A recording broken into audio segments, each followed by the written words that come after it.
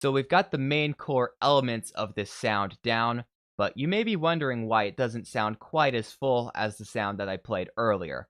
Well, we've still got a couple more things to do.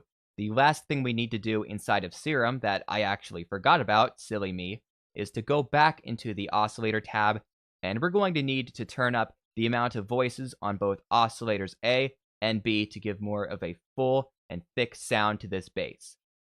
Let's go over to the unison for oscillator A. We're going to turn this up to be 5 voices.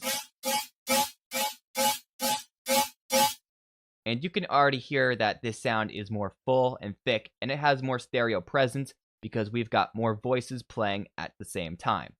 But one of the problems with this is that now we've got the sound playing a bit different each time and having different stereo phases.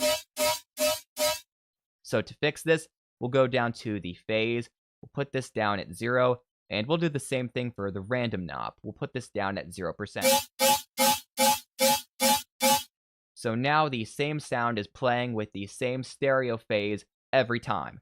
Let's also push the detune knob down a bit, down to the left, because if you have the detune too high, your bass starts to sound really funky and weird. So let's go over to the detune, and we'll just push that back. And it sounds pretty good at about 0.10 or 0.9, right there. Let's also do the same thing for oscillator B. We'll just go over to the unison tab. Let's also increase this to 5 voices. We'll go over to the phase and the random knobs, and we'll push those down to 0 like we did with oscillator A. And we'll push this detune knob back. I think it sounds pretty good right here at 0.13. So now we've got a much thicker and full sound for our bass with a heavier stereo presence.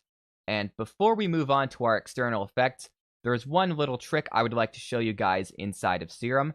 Let's go over to the global tab, and I'm going to go over to the width, and we'll turn this down a bit, because sometimes you might not want that full stereo presence to your bass. You might only want a little bit of stereo just to spice things up.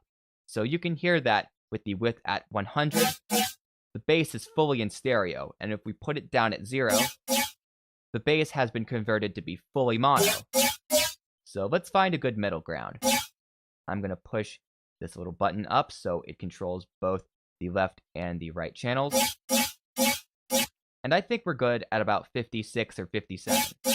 That gives us just enough stereo information in our bass. And finally, we're going to wrap up this tutorial by throwing on some external effects. This sound is pretty good as it is, but once we throw on these effects, it's going to become even better.